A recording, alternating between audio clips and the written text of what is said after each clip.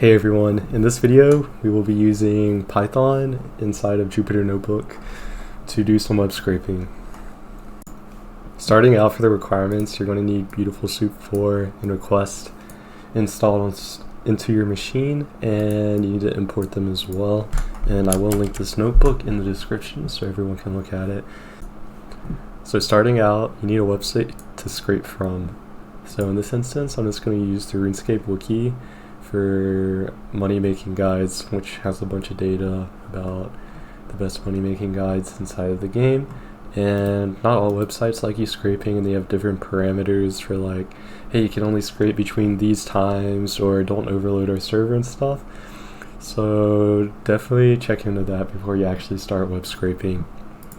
So if we go back here to choose our website, first it'll be easiest if we just make a URL variable and set it to the website's URL up here. So we just Control C to copy it, and then we can paste it in here, and there we go. We have our URL.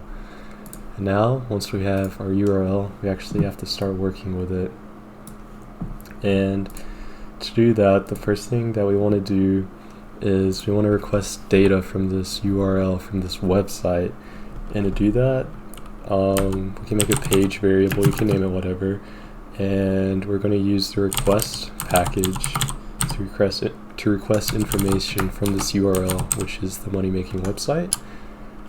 And once we have like the website data, we want to make a soup object from our Beautiful Soup package, and this is what we'll be using to actually work with the data. So we'll go Beautiful Soup, and we want our page.content, and we want to be using the HTML.parser.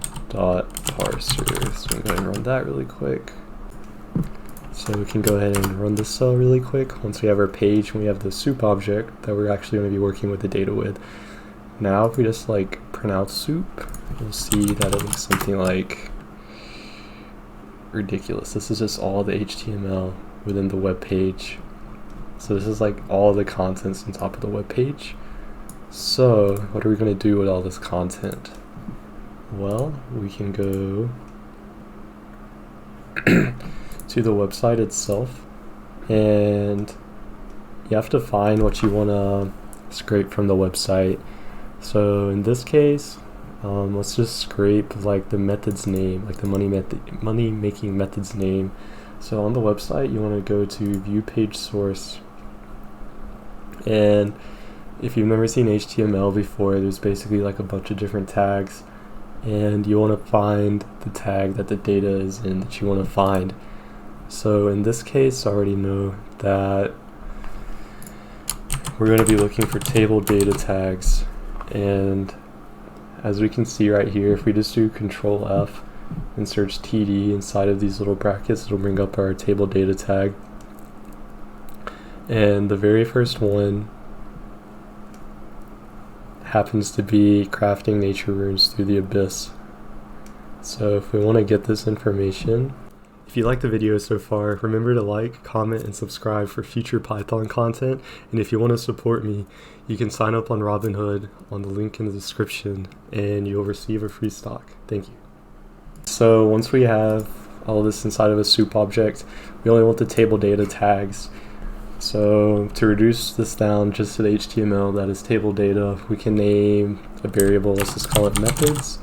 And we're going to make it equal to our soup object that we made a little bit earlier, and we want to define all of the table data tags.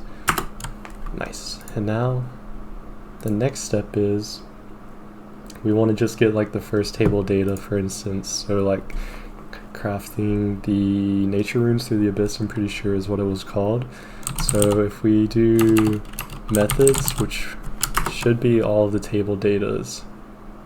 So we can see right here, like crafting nature rune is up here at the top. It's the first table data. So we just want the text inside of it because it's really ugly and we can't really work with everything that's giving us right now. So if we go to the 0th index, which is technically like the first element, and then we run the get text function, And then it's good practice to strip the white space after it, it's just good practice to do. And now we can see we get crafting nature rune through the abyss, which is the first method, as we can, or it's the first method on like the page source. So even though it's not displayed up top here, it is within here. If we go crafting nature rune through the abyss, as we can see right here. So all of the data inside of our table are these table data tags right here, which are highlighted. And if we wanted to display all the table data tags, which includes the method name and like a few other things inside of the table, all you'd have to do is just do like a for each loop. So in this case, it'd be for m in methods, and then we want to print m, which is like each table data, and then we also want to do the get text and the strip methods, and this will print out all of the table data methods from the web page we downloaded. Oops, I need to do a print line so you guys can actually see it. Boom. And as we can see here, this is all information that's within our table.